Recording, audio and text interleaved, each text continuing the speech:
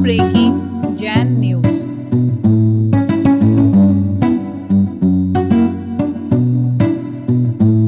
ब्रह्मचारी अवस्था से संघ में हम लोगों ने आचार्य के मार्गदर्शन में वृद्ध ब्रह्मचारियों की संलेखना कराई। नैनागिर जी में सन 1982 में एक साथ 3 संलेखनाएं समय के अंतराल को लेकर के हुई।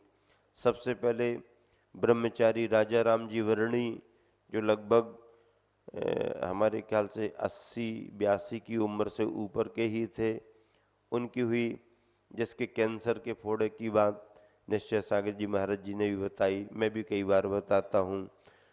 उस समय साक्षात सेवा की वो सब दृश्य दिखाई देते हैं। दूसरे नंबर पर एक बालचंद जी मऊना वाले कहलाते थे। नैनागिर के पास एक छोटा गांव है, वहां से आए। वो 90 वर्ष की उम्र वाले थे। बूढ़े बाबा चले आए, महाराज हम व्रती हैं, जीवन में हमने व्रतों का पालन किया है, अब आप हमारी संलेखना कराओ। ऐसा बुंदेलखंडी बोलते, संलेखना कराओ। तो हंसने लगे आचार्य। हाँ, सब कुछ करना पड़ेगा, त्याग व्याग भी करना पड़ेंगे, आप जैसा कहो वैसा करेंगे, घर जाने की आकुलता तो नहीं रहेगी। अब ये उम्र में घर में जाने की क्या आकुलता करना, आपका चतुर्मास चल रहा है, हम तो यहीं संलेखना करेंगे। ठीक है। बाबूलाल जी, पंडित जी बंडा वाले, इन सबको अच्छे से, क्योंकि वो पुराने अनुभवी थे, हम लोग नए नए थे, करते थे। आचार्य ने उनको रख लिया। एक तीसरे क्रम में आए थे ब्रह्मचारी चिरंजी लाल जी, विदिशा वाले चिरंजी लाल जी, वो भी अच्छी उम्र के थे।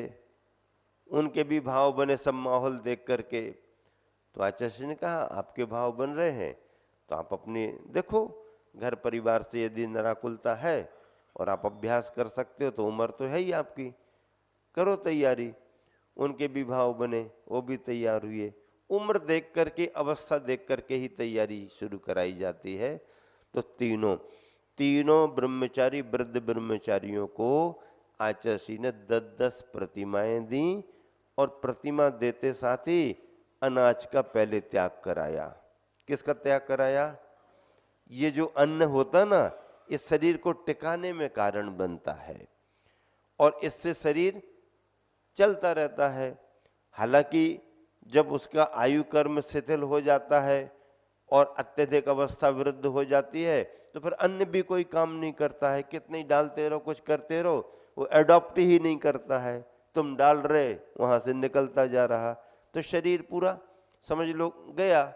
तो अब लेकिन फिर भी अगर उम्र और थोड़ी सी अनुकूलता है तो शरीर के लिए अन्न सहयोगी बनता, टिकाए रहता। तो जब संलेखना करनी ही है तो अनाज का त्याग पहले करो। उम्र बहुत हो गई है, अनाज का त्याग करा दिया। अब बाकी चीजें 2-4-8 दिन अभ्यास में करो, 10 दिन, तो बाकी चीजों का अभ्यास हुआ। उसके बाद में फिर और ये सब चीजें बंद करो। ऐसा करके मूंग की दाल का पानी और लौकी की सब्जी या लौकी की सब्जी का पानी, उबला उबला पानी, छाछ वगैरह लो, इससे शरीर संशोधित होगा। जो डॉक्टर्स लोगों को परेशानियां मरीजों के लिए आती हैं ना बाद में, वो पहले से साधक अपने शरीर का शुद्धिकरण करता है। खान पान पर नियंत्रण करो और नेचुरल थोड़ी सी चीजों को लो तो शरीर का संशोधन अपने आप होता रहता है और उससे सामान्य सी बीमारियां भी ठीक ठाक होती रहती हैं। तो ऐसे कई संदर्भ हैं। एक बहुत वृद्ध श्राविका आई थी मड़िया जी में और माहौल अच्छा था। बहनों ने प्रेरित किया, मणिबाई जी, कंचनबाई जी, दराखाबाई जी, रत्तीबाई जी वगैरह, ये सब पुरानी वृद्ध ब्रह्मचारिणियां थीं। तो इन्होंने कहा अब ये उम्र हो गई है, बीमार पड़ी हूँ, अस्पताल में जा रही आ रही, व्रतों का पालन किया, संलेखना की तैयारी करो। तो वो भी उत्साह में आ गई। अब पहले बहुत बीमार, खाना नहीं हो रहा, ये नहीं, चलना फिरना नहीं, हाथ पैर में दर्द वर्द। अब आचार्य ने आशीर्वाद दे दिया, बहनों ने अच्छी उसकी वैयावृत्ति करी, खान पान में उसका परिवर्तन कराया, खान पान को सरल किया, हल्का किया, और परिणाम क्या निकला? 10-15 दिन में खान पान परिवर्तित हुआ, हल्का फुल्का भोजन मिला, बस चंगा हो गई एकदम, घूमने फिरने लगी और बढ़िया फुर्तीली हो गई। अब कहने लगी अभी काहे की संलेखना हमारी, अभी तो हम देखियो ठीक ठाक हो गए। मतलब भोजन पान परिवर्तित हुआ और उसके अंदर के जो विकार निकल गए, जो परेशानी का कारण बने थे, वो घूमने फिरने लगी। फिर आचार्य जी ने कहा ठीक है, संलेखना का व्रत तो है, कोई बात नहीं, अब इसका अभ्यास तुम घर में जाकर के बढ़ाते रहो। मतलब उसकी अवस्था आचार्य जी को ही लगने लगी कि पहले तो बिल्कुल ऐसे किया, आज जा रही कल जा रही, आज जा रही कल जा रही, ये तो बढ़िया ठीक ठाक हो गई। वो छपा रखी थी, फिर वापस आई, फिर उसके बाद कुछ समय बाद फिर उसके लिए समय के अनुसार। कहने का मतलब, अगर अपन ने ये सब खान पान में परिवर्तन किया और नेचुरल सब्जियां, सब्जियों का पानी, दाल को कम करके दाल का पानी आदि आदि ये कुछ लेना, उबला उबला पानी, छाछ वगैरह, ये है जो भी है, या निविकृति कोई भी ऐसे जो पौष्टिक और सरस नहीं होते हैं, जिससे शरीर का संशोधन होता है। थोड़ी थोड़ी धीरे धीरे कमजोरी आएगी, लेकिन एकदम नहीं आएगी, संशोधन होगा। और अब उसका आयु कर्म रहा, ठीक ठाक हो गई हो तो आचार्य जी भी हंसने लगे। आचार्य जी अब क्या करना? हाँ ठीक है, अभी अनुकूलता नहीं है, आप देख लो, बाद में उसको आगे बढ़ाना। ऐसा भी होता है। तो तीनों ब्रह्मचारियों को 10-10 प्रतिमाएं दी, नियम दिए, और उसके बाद में संशोधन। लेकिन जब संलेखना का क्रम बनता है तो 24 घंटे में एक ही बार 10 प्रतिमा दे दी, संलेखना की तुम्हारी स्थिति है, एक बार में ही जो कुछ निश्चित किया जाता बोलो। जिनेन्द्र वर्णी की संलेखना हुई थी, और जिनेन्द्र वर्णी का नाम आप जानते हो अच्छे से, जैनेन्द्र सिद्धांत कोश जैसे बड़े बड़े जैन ग्रंथों के सारांश को संग्रहित करके 4 भाग तैयार किए जैनेन्द्र सिद्धांत कोश। 5वां भाग अंत में संलेखना के पहले ही पहले उन्होंने तैयार किया था। आचार्य जी से जब उन्होंने निवेदन किया, आचार्य जी कहने लगे आप इतना लिखते पढ़ते रहते हो, संलेखना में तो निराकुलता चाहिए, आपका श्रम बहुत होता है, इतने बड़े बड़े काम आप कर रहे हो, हमने सुना है 5वां भाग भी तैयार कर रहे हो। हाँ गुरुदेव, वो आखिरी में हमारा वो कार्य रह गया है, तो पहले इसको निपटाओ, पहले इसको पूरा करो, उसके बाद में करो।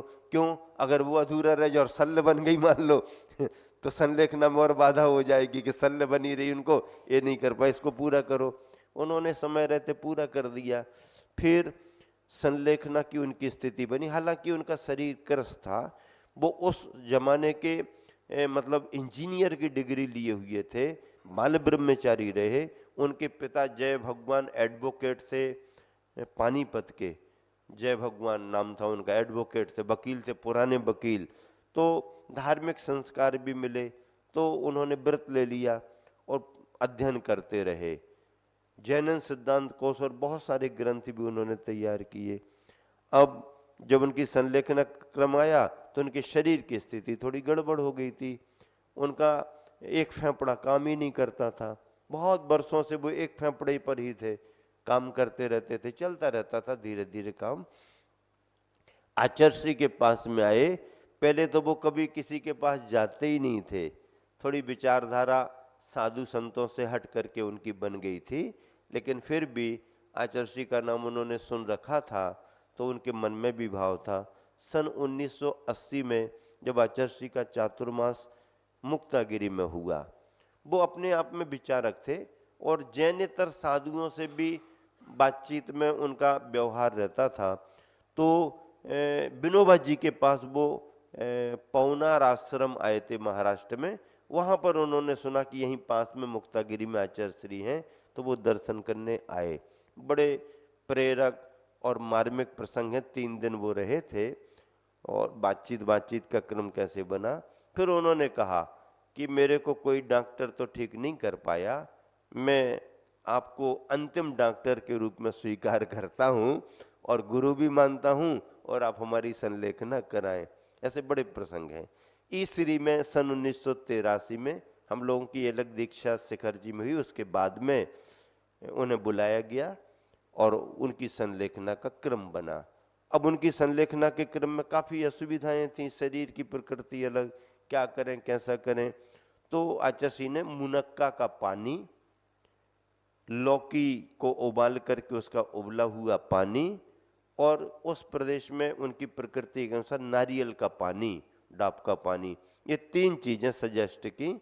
और जो भी आयुर्वेद आदि की थोड़ी औषधियाँ, बस इसके हिसाब से उनका क्रम बढ़ा और प्रयोग आचार्य का बहुत सफल रहा। धीरे धीरे इनमें फिर कमी भी कराते गए और अंत में तो बहुत अच्छी संलेखना, फिर कभी संदर्भ आएगा तो उसका प्रसंग सुनाएंगे। तो इस तरह से ऐसी संलेखना अंत में पूरे संघ की उपस्थिति में, और नमोकार मंत्र सुन रहे हैं और बिठाल दिया गया था, आचार्य भी वहाँ पर उपस्थित थे, हम लोग भी सब थे, तो उनकी संलेखना संपन्न हुई। इस तरह से यह इस श्लोक का भाव पूरा हुआ।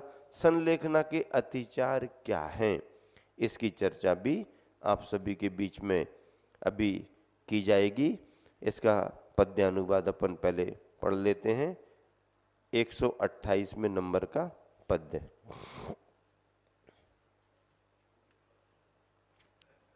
एक सौ 118 पेज पर नीचे।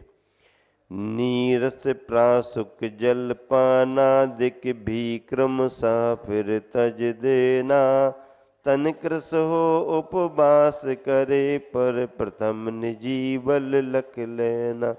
पूज्य पंच नवकार मंत्र को निस दिन मन से जपना है, पूर्ण यत्न से जागृत बन कर तजना तन को अपना है। ये संलेखना की पद्धति है और इस संलेखना के क्रम में मन के उत्साह को निरंतर बढ़ा के रखना है। साहस का काम है, हिम्मत का काम है, और स्वाध्याय की परिपक्वता से, अपने तत्व ज्ञान की परिपक्वता से ही ये सभी कार्य होते हैं। शरीर के प्रति शैथिल्य परिणाम, मोह का भाव संसारी प्राणियों में आता ही है, लेकिन वैराग्य का परीक्षण तो शरीर के ममत्व भावों की निर्ममता होने पर ही होता है, और वह मोक्ष मार्ग में अत्यंत अनिवार्य मानी गई है। इस तरह से यह संलेखना के क्रम में आहार आदि का त्याग करते हुए फिर किस तरह से अपना पंच नमस्कार मंत्र और तत्व के चिंतन में उपयोग लगाए, इसकी प्रेरणा दी गई।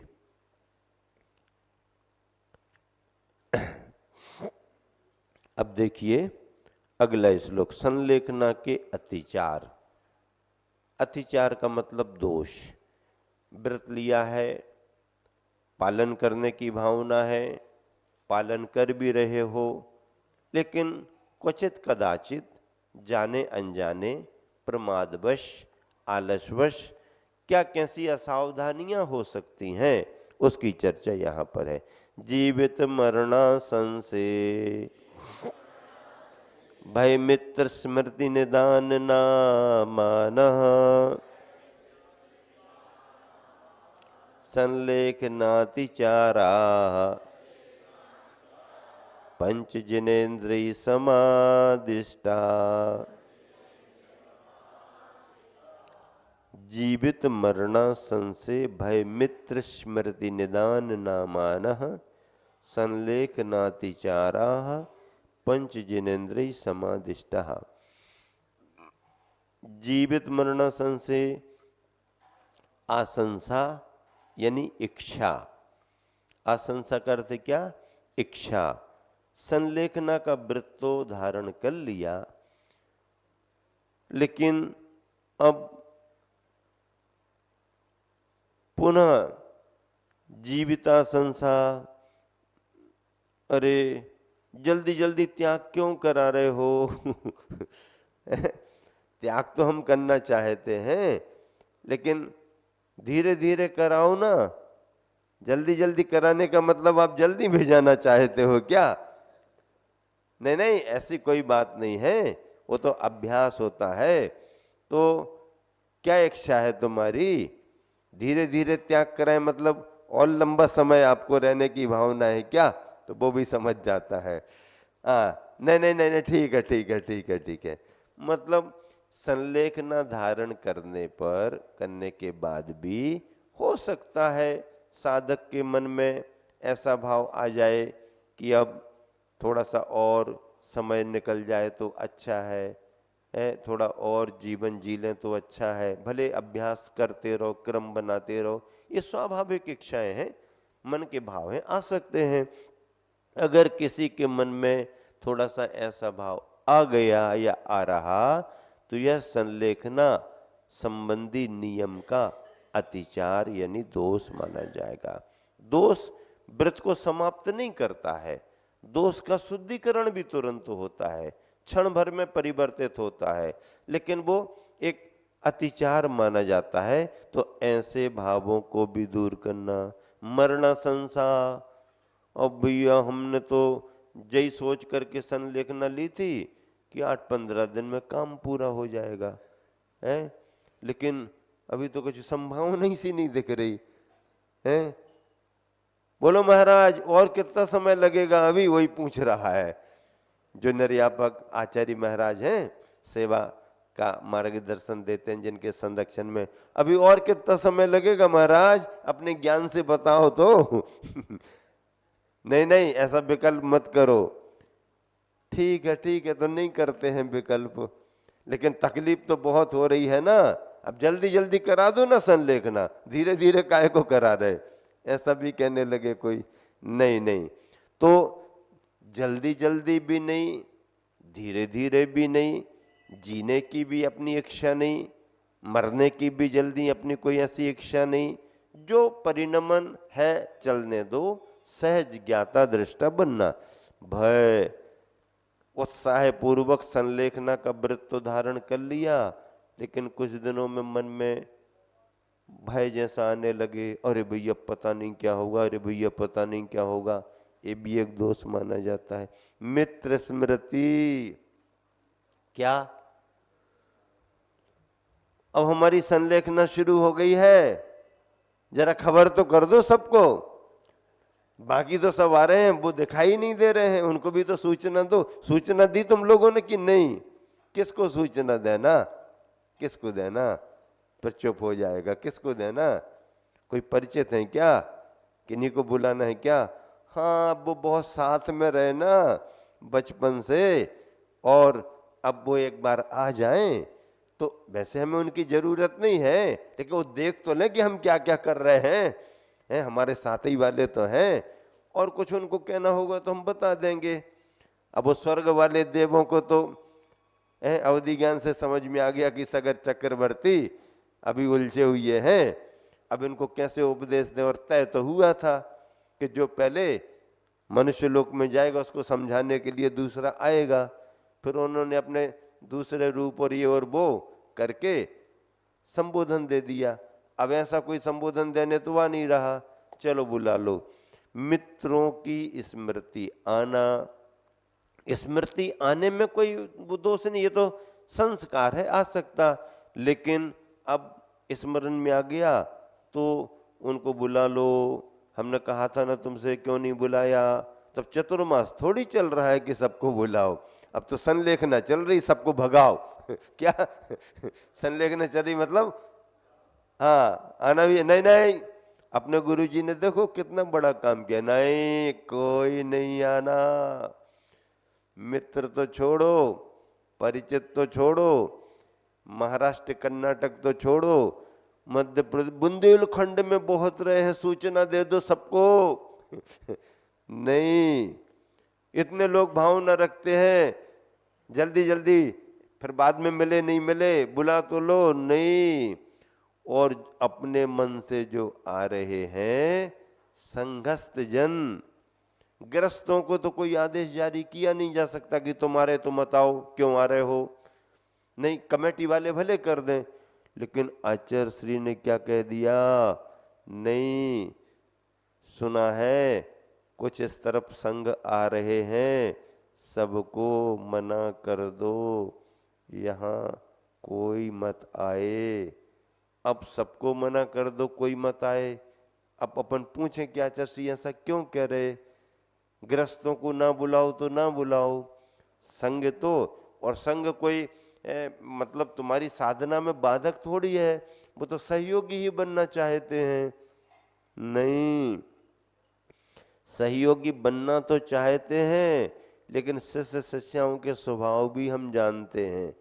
अच्छे में तो सब हंसते हैं, और जरा भी कोई प्रतिकूलता उनको दिखे तो उनका रोना धोना शुरू हो जाता है। इसलिए किसी को मत बुलाओ। और वाकई में अगर देखा जाए तो इस मायने में हम लोग बहुत सौभाग्यशाली रहे कि आदेश होने के बाद भी, ऐसा कभी होता नहीं कि आचार्य श्री का आदेश हो जाए और फिर कोई कुछ करे, संघ में मतलब है ही नहीं, सिस्टम ही नहीं है, कोई हिम्मत ही नहीं करता। लेकिन होने के बाद भी चूंकि समय ऐसा था, आचार्य श्री का उद्देश्य अपन समझ रहे, अच्छा समय होता अपन आदेश को महत्व देते, आते ही नहीं। लेकिन जब प्रतिकूलता समझ में आ रही है, अब ऐसी प्रतिकूलता में आदेश महत्वपूर्ण नहीं है, गुरु के चरण महत्वपूर्ण है। ऐसे समय में गुरु का आदेश महत्वपूर्ण नहीं है। समारोह होता और मना करते तो नहीं आते, लेकिन समाधि की स्थिति समझ में आ रही है तो उसमें अब मन में आ गया कि आदेश अब नहीं, अब तो अपन को चलना ही चलना है। और देखो, आदेश का पालन में निरंतर करता रहा तो फिर भी मेरा मन था कि जब संकेत है तो अब रुके हैं तो रुके रहे। लेकिन संघ में महासागर जी महाराज जी थे, निष्कंप सागर जी महाराज जी थे, निश्चय सागर जी महाराज जी थे। तो महासागर जी कहने लगे, भैया तुम का बार बार सोच रहे हो कि आचार्य श्री का ऐसा संकेत है, योग सागर जी महाराज जी ने ऐसा कहा, तुम क्यों बार बार ऐसा सोच रहे, इतना चल करके अपन ठंड में आ गए, अब किनारे पर बैठे, चलो ना। तो हमने कहा हाँ, एक आध दिन और देख लेते। निष्कंप सागर जी महाराज जी और आ गए आहार के बाद, बोले महाराज जी क्या विचार कर रहे हो, समाचार तो ऐसे ऐसे मिल रहे हैं। हमने कहा चलना तो है ही, भावना तो है, अपन चलेंगे। अरे बोले विचार विचार मत करो, आप तो जल्दी करो, अपन तो समय के बाद ही विहार करते हैं। निष्कंप सागर जी और महाराज जी ने हमारे को प्रेरित कर दिया। अब निश्चय सागर जी की तरफ गए तो दोनों हाथ उठा करके बोले अब सोचना नहीं है, अब तो चलना ही चलना है। जब तीनों महाराज जियों का उत्साह दिख रहा तो हमने कहा फिर तो अब शीघ्रता में सामयिक के बाद अपन को विहार करना ही करना, अब नहीं, अब किसी को आदेश भी नहीं मंगाना। तो मतलब जब तीनों महाराज जियों ने उत्साह बढ़ा दिया, महासागर जी तो महासागर जी, निष्कंप सागर जी ने भी खूब प्रेरित कर दिया, निश्चय सागर जी ने भी खूब कहा कि नहीं जो भी होगा अपन वहीं पर अपन निवेदन कर लेंगे। और चलो चारों जन सामयिक करके एक सी गति से श्रावक साथ में विहार कर दिया। फिर क्या था, जो भाव लेके चले उसमें सफलता मिली। मतलब जीवन का सबसे बड़ा पुण्य, आदेश जारी होने के बाद भी दरवाजे खुले अपने लिए, गुरु की वंदना, गुरु की शरण मिली। और दूसरी बात, अंतिम 2 दिन हम लोगों को गुरु की सेवा के मिल गए। हाथ उठा करके जो अंतिम आशीर्वाद था वो हम चारों को मिला। ये हम चारों के जीवन का बहुत बड़ा पुण्य है और जीवन भर की बहुत बड़ी धर्म की पूंजी है। तो ऐसे सौभाग्य कोई पुण्य रहा होगा हम चारों का कि योग बन गया। और भी महाराज माता जी बहुत हिम्मत और विचार करते रहे, लेकिन हिम्मत करके भी विचार करके भी हिम्मत नहीं जुटा पाए, या फिर थोड़ी दूरियां उनकी ज्यादा थी। दूरियां ज्यादा होने में उन्हें लगा कि अब इतनी दूरी है, संकेत ऐसा है तो करूं। हम लोग बहुत पास में थे, उसका लाभ भी मिला। तो इस तरह से संलेखना के एक से एक संस्मरण बनते हैं, एक से एक संस्मरण बनते हैं। और संस्मरण क्या, वो तो साधना होती है।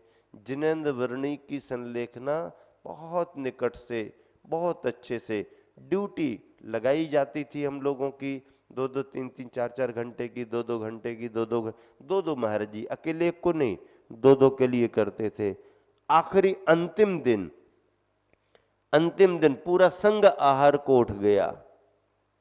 आचार्य ने अवस्था देख ली थी तो आचार्य ने संकेत दिया संघ को, चलिए सभी लोग समय पर समय से जल्दी कर ले, फिर बाद में देखते हैं। उस दिन हमारी, मैं एलक जी और दया सागर जी दोनों एलक जियों की ड्यूटी थी। पूरा संघ आहार को निकल गया, मैं और दया सागर जी रुके रहे वहां पर। आचार्य वगैरह सभी थे, फिर सब पूरा समय सेवा में लगा रहा।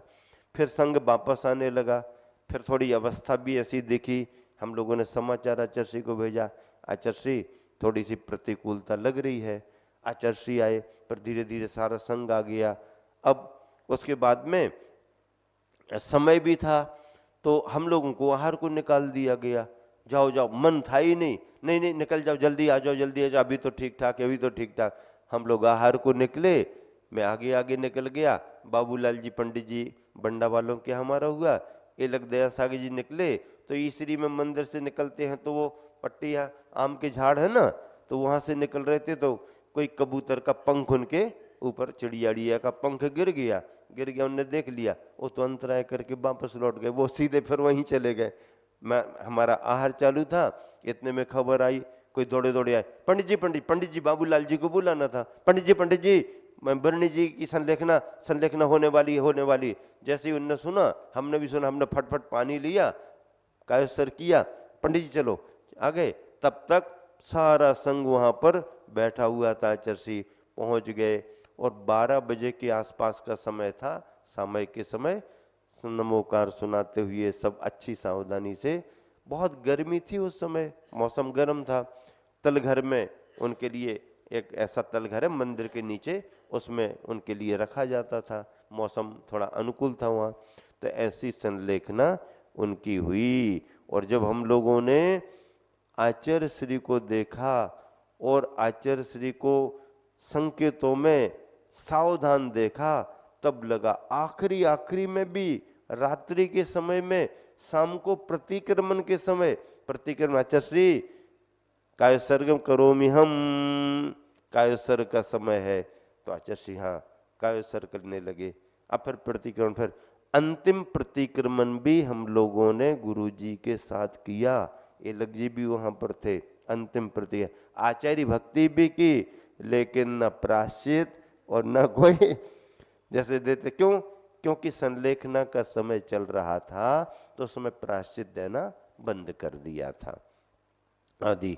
लेकिन इतनी अच्छे तरीके से और भी बहुत सारे ऐसे अनुभव हैं जो दो महाराज जी रहते थे और पहले से उनका क्रम चला। आचार्य स्वयं इतने सजग सावधान रहते थे कि उनको ज्यादा कोई आवश्यकता नहीं पड़ती थी। बस शरीर की प्रकृति को संभालने वाले संभाले, लेकिन उनके मन को, उनके चैतन्य को तो वो स्वयं अपना सजगता से संभाले हुए थे। तो मिथ्य स्मृतियां आ जाएं, इनको दूर करें। निदान नामानः, निदान नाम से युक्त। निदान नाम से युक्त का मतलब क्या? हाँ, ये हम कर रहे हैं, हमारी संलेखन अच्छे से हो जाए तो हमको आगे प्रभाव में ऐसा ऐसा मिले, ऐसा भाव भी नहीं। ये संलेखना कहती है जिनेन्द्रिय समाधिष्ठा, जिनेन्द्र भगवान के द्वारा कहे गए हैं।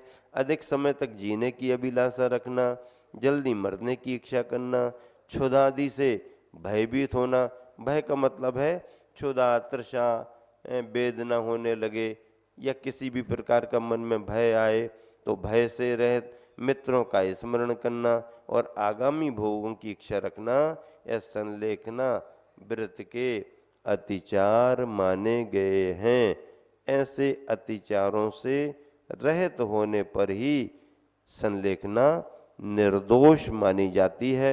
और इन भावों से बचाने के लिए और आए हुए भावों को दूर करने के लिए समय समय पर निर्यापक आचार्य महाराज छपक के लिए संबोधन देते हैं। देखो, संलेखना के क्रम में 2 शब्द बहुत सुनिश्चित किए गए हैं। जो संलेखना धारण करता है उसको छपक कहते हैं, संलेखना जो ले रहा है उसको छपक कहते हैं। और जिसके मार्गदर्शन में, जिसके निर्देश में संलेखना हो रही है, उस गुरु, उस मुनि, उस आचार्य को निर्यापक कहते हैं। वो निर्यापक आचार्य बनते हैं संलेखना कराने वाले। अभी आचार्य श्री के संग में जो निर्यापक की व्यवस्था है, ये निर्यापक आचार्य के रूप में नहीं है, ये निर्यापक मुनि के रूप में है। ये निर्यापक मुनि की व्यवस्था प्रवचन सार में कुंद कुंद स्वामी ने की है, जिसका प्रचलन चलन आचार्य श्री ने किया है। प्रवचन सार में कुंद कुंद स्वामी ने विशेष श्रमणों के लिए निर्यापक इस नाम से घोषित किया है, जिसके लिए आचार्य श्री ने अपने संग में व्यवस्था बढ़ाई है। लेकिन निर्यापक आचार्य वो संलेख न कराने वाले निर्यापक आचार्य होते। जैसे आचार्य ज्ञान सागर जी महाराज की संलेखना हुई, तो ज्ञान सागर जी ने संलेखना ली तो वो छपक हो गए, और आचार्य श्री ने संलेखना कराई तो उनके लिए ये आचार्य होकर के भी निर्यापक आचार्य हुए। जैसे डॉक्टर और मरीज, वैसे ही संलेखना लेने वाला और संलेखना कराने वाला। अनेक मुनिजन भी सहयोग करते हैं, लेकिन जिसका निर्देशन होता है, जो मुख्य होता है, वो निर्यापक मुनि या आचार्य, निर्यापक आचार्य माना जाता है। पद्यानु